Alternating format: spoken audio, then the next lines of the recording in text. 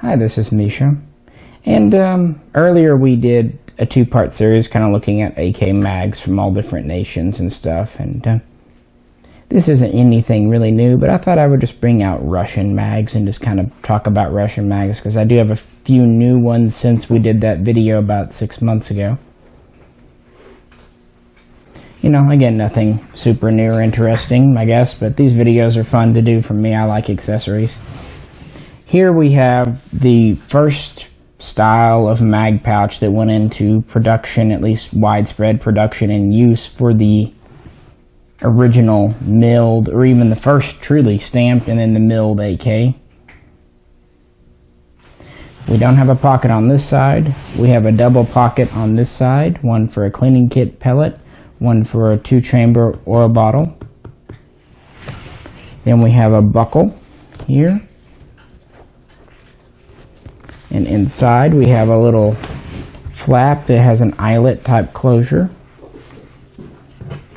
And inside you'll find 5 so-called slab side mags, such as this here. This is the original pattern. It's made of stamped steel, but it's a very heavy gauge stamped steel, quite like the original stamped receiver, so very thick. This is a very heavy mag. We have a flat base plate. Only one vertical rib on the side, spine in the back. These are made by Mishaco. They really are very heavy and very durable. They will be originally blued. Some refurbishment ones will be different, but originally they were blued. And they would issue them, as I said, in this pouch with 5. And they would sometimes even electro pencil the serial number of the rifle. So these were originally serialized to the rifle. While other nations used the slab side mag, as far as I know, Russia was the only one to actually manufacture it. Could be wrong in that, but it seems like by the time contracts were going out, these were going out of production. They would start to phase this style of mag pouch out around the mid-50s. While it does hold 150 rounds in mags, it is very heavy. Luckily it does have the shoulder strap, but it's a very heavy pouch. They would replace it with a new pouch style and new magazines. This is the pouch they would go to. 2 examples here. These hold 3 mags, and the oiler on the left and the cleaning pellet on the right.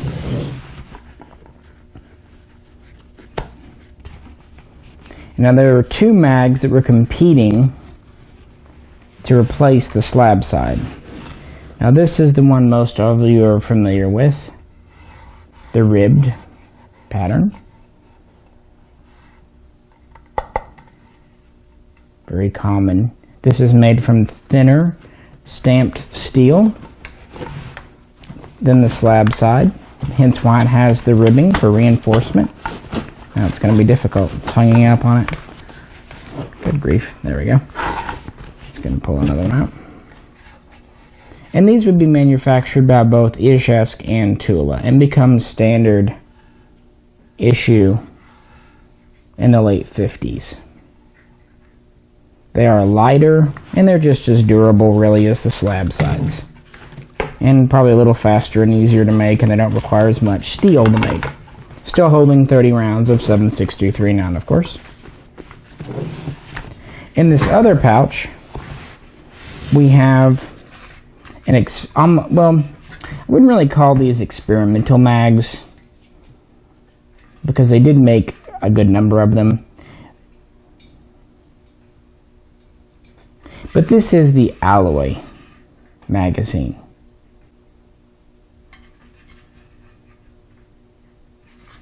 This was originally made by Mishaco to replace the slab side.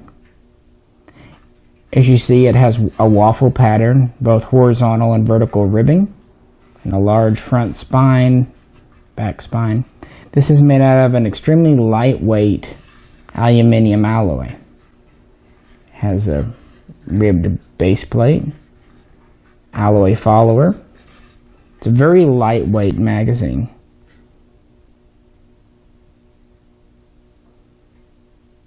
But it was not durable enough to suit Russian needs. They would make these. People kind of debate when they would start and stop. Early estimates range from 1958 with the beginning of production as to late as 1960. So in the same time period as the AKM, when they were trying to lighten up the whole design. But they were out of production pretty early. Again, as early as 61 or as late as maybe 63. But these were only made in Russia for a few years. Is a lightweight alternative to the slab side, but they were quickly replaced by the ribbed mag, as I showed you there. Just trying to land these mags out after we talk about them. Put these out too. I brought one more pouch style out. This is actually Egyptian. I just brought it out because they made pretty much an exact copy of the Russian ribbed mag, right down to a paint finish. So I just thought it was interesting, so I brought out the Egyptian. See, it's got the ribbing on the base plate as well. And this would be what would be produced in pretty much every communist allied nation that actually made AKs, and even quite a few that never made the AK. It was just the quintessential magazine. Well, that's what we really had going on for quite some time. Let's scoop this down. There we go. To go along with the 30-round mag for the AK and later the AKM, we also had a 40-rounder for the RPK light machine gun. As you see, it looks identical, simply longer.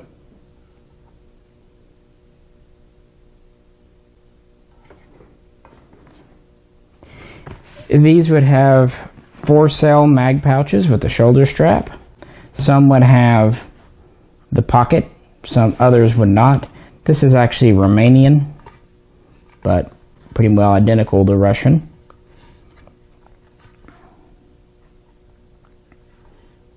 As you see, just as longer. These are absolutely as reliable as the 30-rounders too, because they actually built these for issuance with a military weapon, so they were concerned about reliability. So it's not like, say, the 40-round mags for the ARs that we see. Well, get around here, kind of stuck, guys. Guess I better move this here.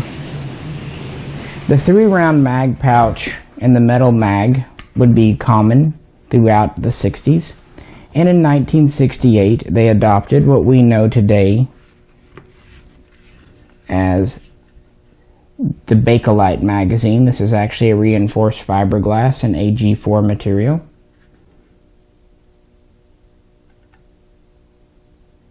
Kind of has a unique red to orange color, even a little brown. It is metal reinforced at the locking lugs. And as time would go on, they would reinforce it further. This one was made by Mishaco. 30 rounds, still 7.62. Here is a Tula. Notice this kind of unique spine in the back. It's one of the variations. I think I've got a spineless in here too. Yep. Here is a Ishes without the back spine. Kind of interesting. Just minor mold variations. And here is a Tula without the spine. Just little differences that crept in. And they would go to this 4-cell magazine pouch. Oh, I'm not exactly sure when, guys. late 60s, early 70s. At first they would be made for the AKM, and later they would carry over to the AK74 series. And then a lot of nations would copy them. Most notably Bulgaria would make an exact copy. Many others would make less exact copies. Now I'll go ahead and leave one mag out too, like I've been doing. Why not? There you go. And to go along with that,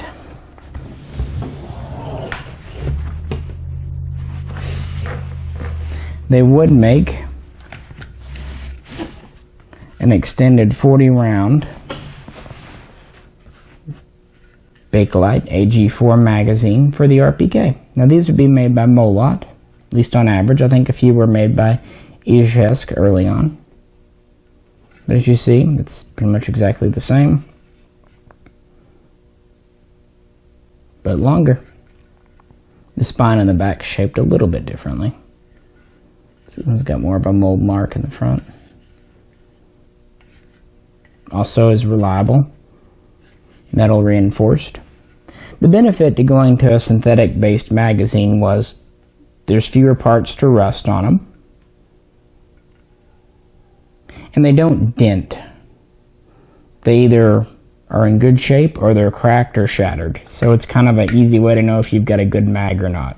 Whereas the metal mags can get small dents in them that you might not notice off the top and cause feeding issues. These mags would not do that. They're also lighter weight and easier to produce by more modern techniques which were coming into vogue in the Soviet Union in the 70s.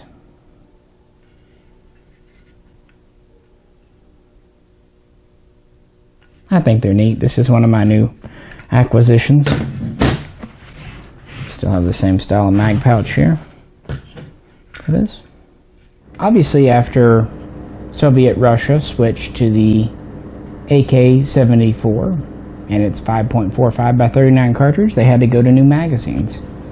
And the first ones were essentially the same as what they had been using for the 7.6239, the so-called Bakelites. Made out of the same AG4 material. This one's in Izhevsk.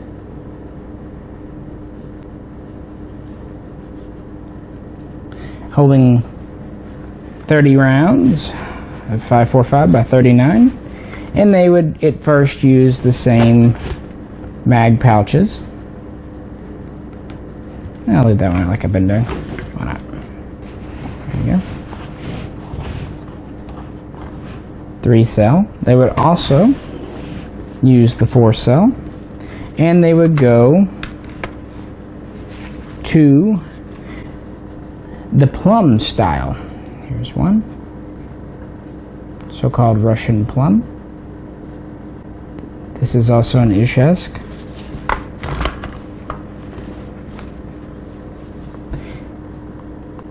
These would appear around 1982 in the beginning, but you really wouldn't see them in the field till 84, 85, even later. This is moving away from the AG4 material to a different type of polymer, different fiberglass material,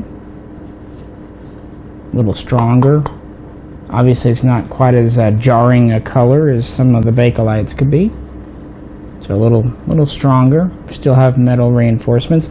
This has a little more give to it, whereas Bakelite is 100% stiff.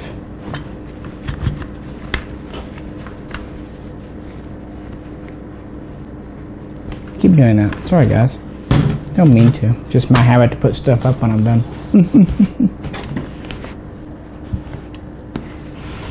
Then they would go to a newer style of pouch. Back to a 3. But they had never really quit using the 3. They just introduced 4. This is a late 80s style. We have the pellet cleaning kit compartment.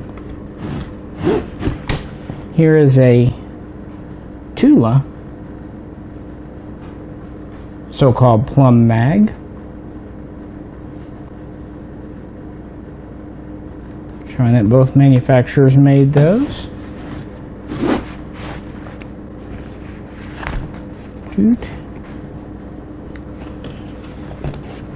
This one has kind of the pebbly grain finish to it.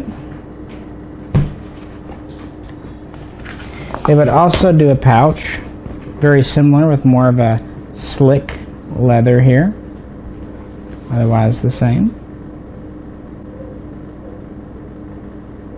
Now the Bakelites and the Plums would be used in the AK74, AKS74, and AKS74U Crink. But they would work on improving the design throughout the late 80s and into the 90s, and this would result in the AK74M. And it would switch from having plum-hued furniture to true black, and to go along with, they would go to true black magazines. These are very similar to the much more common Bulgarian Circle 10 and Polish Radom black mags, but they're Russian, a little different.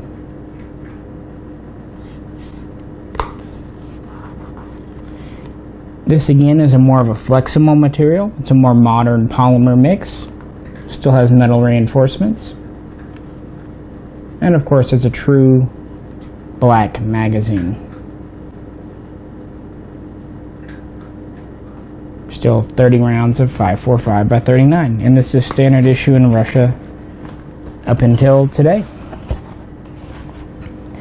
Now likewise, once they went to the new mags for the AKs, they had to do for the RPK 74. This is a Russian pouch without the mag pocket, without the storage compartment for cleaning gear.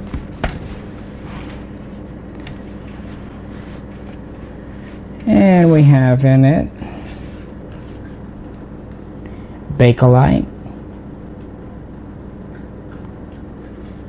AG4 extended 45 round mags. The 7.62 RPK mags were 40. The 5.45 RPK mags were 45. And originally again made of the Bakelite material, usually by Molot.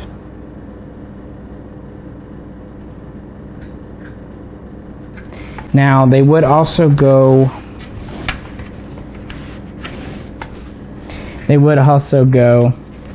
to a Plum version, which I'm sorry I don't have a Plum 45 round Molot mag, guys. Sorry. I do have the more modern styles though. As with the AK74 going to the AK74M, the RPK was updated from the RPK 74 to the RPK 74M.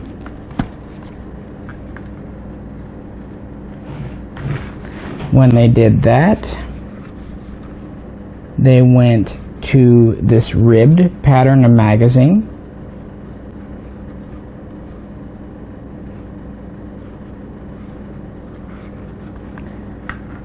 Let me see something, guys. I may have mixed those up. No, I didn't. Cool. This is still another 45 round, made of the more modern polymer with these horizontal ribs. This would be issued with the RPK 74M and 5.45 by 39.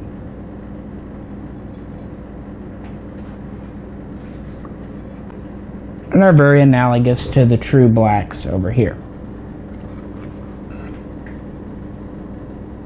Every bit as tough and durable, just lighter and easier to make with modern standards. And while we're doing it, I have a very similar 45 round mag here, but made for 5.56 NATO 223. Towards the end of communism, Russian factories wanted to capitalize on the global market, export market, and so they began offering versions of their various rifles, light machine guns, carbines in the NATO 5.56 caliber. The rifle would be the AK101, the carbine would be the AK102, and the RPK would be the RPK 201, and this is the magazine for it. Very similar. I'm not going to look these up.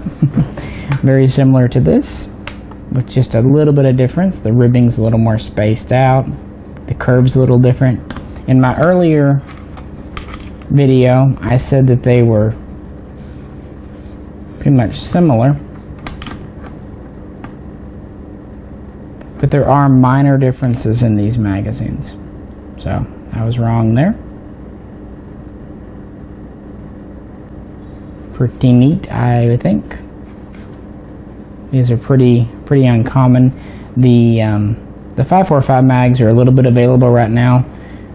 The 5.56s were only around either in small numbers, kind of just brought over in suitcases, and IO had a few back when they were doing the Vepr 1V, but they never really advertised them. So they're pretty uncommon mags today, the modern production. For that matter, the true blacks are too. And just as a special little treat, I have these for you here. These are modern Russian commercial 7.6239 30-round mags made of polymer. They're kind of analogous to a Magpul clone copy, and yes, they do have them in translucent pink as well as many other colors. These just came in through UPS a few minutes ago. I just thought it was funny, so I'd show you guys. Russian polymer mags. Not really military as far as I know, but modern production, affordable. You can even kind of have a base plate like a Magpul. But yeah, I just thought I would share a few different Russian mags that I've acquired since we did those original videos, and just kind of go run through. Now, of course, a lot of these mags are featured in actual gun videos, so you'll see them there. These are all fun and interesting to collect, and none of them are terribly expensive, with maybe a few exceptions, but you can still pick up Russian mags for what I consider to be a good price, considering what they are. Well, if you'd like to share your own mags, really would welcome them below. If you have any questions, feel free to toss them up. If you have any comments, feel free to toss those up. Again, I know I don't have every mag made, and I don't pretend to. There are some really interesting mags. For example, there's an alloy 40 round 7.62 39 prototype mag. There's some variations in the Russian Bakelites. There are, of course, the Plums that I don't have, and there's the modern Izhmash today 7.62 39 and 5.56 mags that I don't have. But I just thought I'd show you the mags that I have. Mostly I usually have mags for the guns I own. Well, this is Misha, and please tune in again next time for more, hopefully not terribly boring videos. We'll catch you then.